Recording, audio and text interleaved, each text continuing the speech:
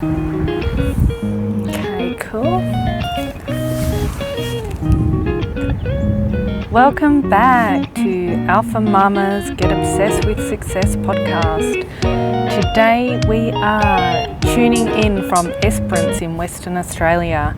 Alpha Mama is on the road. We are going on a 12-week road trip around Australia, in particular around Western Australia, and there has been a little bit of a delay on the last podcast because we have been driving across Australia from Melbourne through the Nullarbor over to Western Australia, and it's basically like days of desert and there's literally nothing there. Like we literally drove through the desert for like days.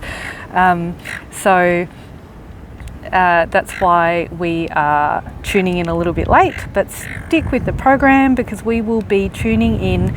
We're working on the road, we are podcasting on the road, we are doing all our normal things on the road. We're living our dream lives. That's what it's all about.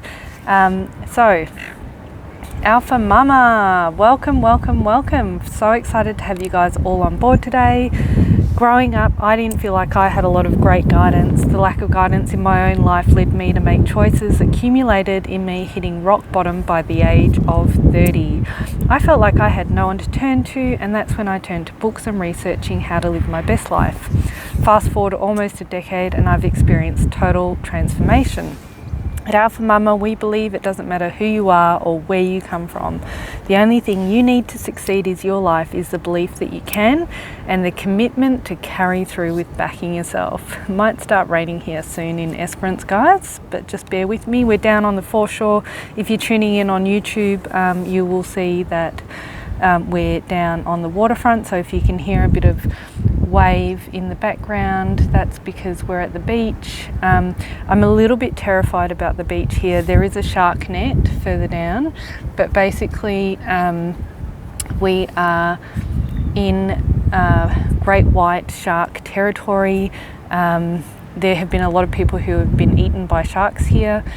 In January 2022, some swimmers got stranded on a rock at Twilight Beach, which is just 7 kilometres down the road from here, because a great white shark was in between their jumping spot and the mainland. And not long ago, a 4-metre great white shark was spotted just 100 metres offshore where I am sitting right now. So very exciting to be in shark territory, Australia. Very scary. So this week we are looking at finances. So what do we go through? We go through financial abundance, creating a vision, and creating habits and self-discipline. So today we're looking at financial independence and creating an abundance mindset. And the book that we're looking at is How to Achieve Financial Independence and Retire Early by J.D. Roth.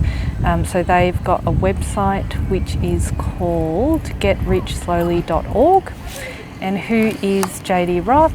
He is a regular guy. He doesn't have any particular qualifications except for the fact that he, at some stage, made a lot of really bad choices and ended up being broke and in debt. And then he has done the hard yards, the actual slow process of weaning himself out of debt and making the good choices about saving money. So now he's in his early 50s and he's got a net worth of over $1 million, which is, to me, I think has some integrity in it. Now with this book, it's actually a course series called How to Achieve Financial Independence and Retire Early, and it goes through about 10 chapters, I believe, looking at what is it, financial independence, and then going through step by step the stages of creating wealth in your life. So you know, he starts with talking about what it means to be financially independent. And what it means to retire early. So generally speaking, retirement is more about, in the FIRE movement, is more about just having the freedom to live the life you want to live rather than being a slave to your debt and a slave to your mortgage and a slave to your job. So having the freedom to do what you love. And then also financial independence, so earning enough money to support your spending habits for the rest of your life. And how do you do that according to JD Roth? Well, his formula includes 3 different stages, which reflects pretty much most other like financial advice that I've heard. So cut your spending, increase your income, and also increase your investment returns. And with the FIRE movement, basically the goal is to save 25, so you need to have a number, 25 years worth of like money that you're comfortable to live off, and then have a sort of a high enough return so that you can live forever off 4% of that return for the rest of your life. Because if you have invested your income correctly or wisely, then you should have a return anywhere between 7 to 12%.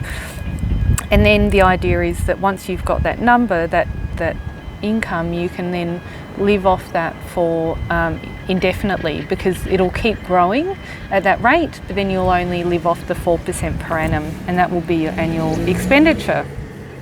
So that's sort of basically how it works. And as we discover, according to him, the starting point for financial independence and for breaking free of the debt slavery that we're all accustomed to in our culture is actually starts with your mindset and creating the right vision and creating the right language and the right story in your mind. So he calls this money scripts, and basically it's our attitudes and beliefs towards money and finances, and he suggests that's mainly created by shaped by our parents, the community that we live in, and the friends that we have. And it's basically a map that we use to navigate our way through life. And depending on what your map says will determine how you guide yourself through life and what choices you decide to make with regard to finances. So some examples that he refers to are things like people believing things like money is the root of all evil. I can't get ahead because the economy sucks.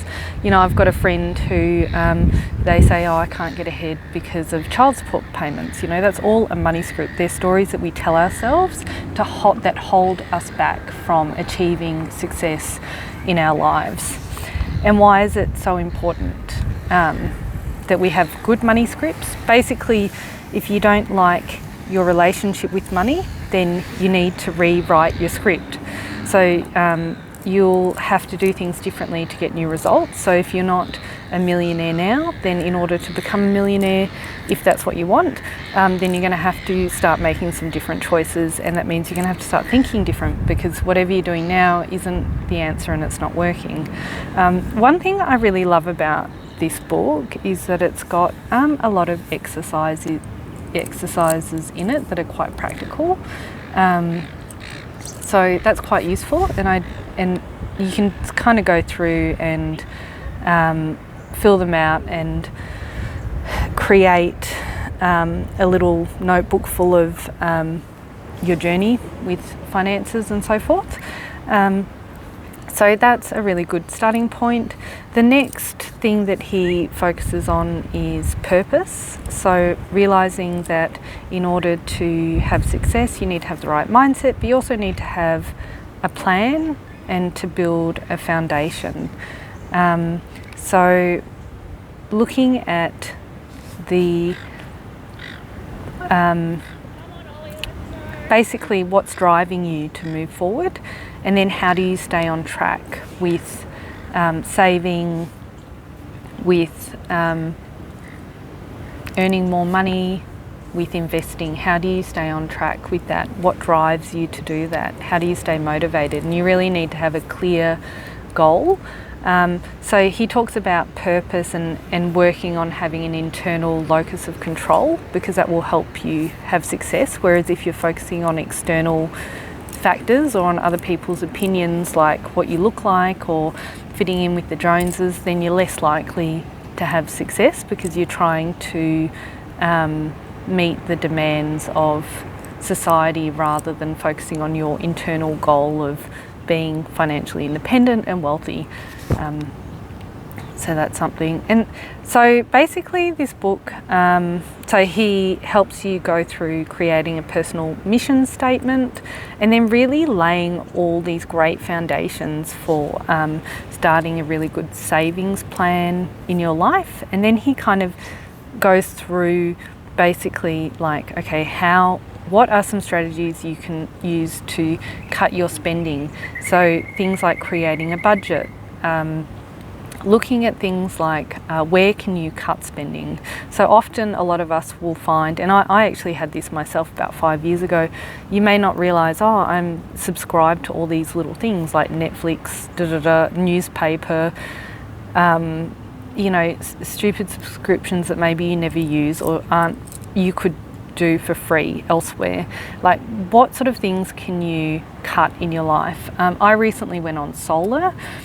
So that's a long-term investment, but in the long run, that's going to save me heaps of money in terms of my electricity bill. Electricity bills are going up, and that's really more like a 10-year plan. I'll pay off my solar, I get a rebate from the government to help with that, and then at the moment my electricity bill's around the $100 mark a year, thanks to the solar panels that I've got installed, and that's also feeding energy back into the system. So, can you change your utility bills? Can you change your lifestyle so that you're not driving places? Do you work somewhere where you could walk to work or ride your bike instead?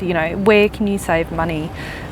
Could you buy your designer clothes from the op shop rather than buying them, or do a swap and exchange? There are so many ways that you can save money or be more frugal.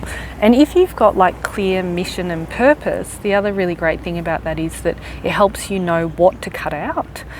So then you realize, I'm spending frivolously on things I don't need to spend money on because it doesn't align with who I am and what I'm about and where I'm going in my life. He also talks about then he moves to how to make more money. So looking at, how can you pick up an extra job? Can you sell things? Can you do some other sort of side things? I think he obviously writes books and so forth. So do you have any skills that could make some passive income for you, where you just set and forget, and then it's earning you money in the background? And then finally, he talks about investing. Again, talks about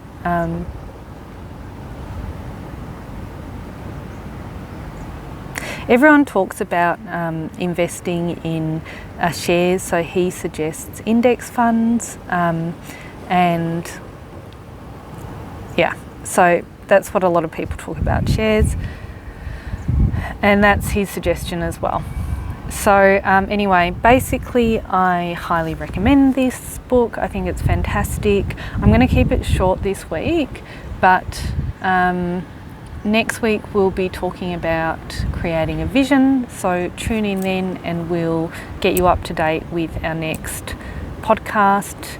I'm not sure where we'll be next week, maybe Bunbury, but somewhere in Western Australia. So we'll tune in with you and we'll let you know how we're travelling.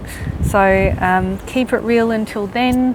I'm excited to have you on board. Thanks for joining the podcast today, and over and out.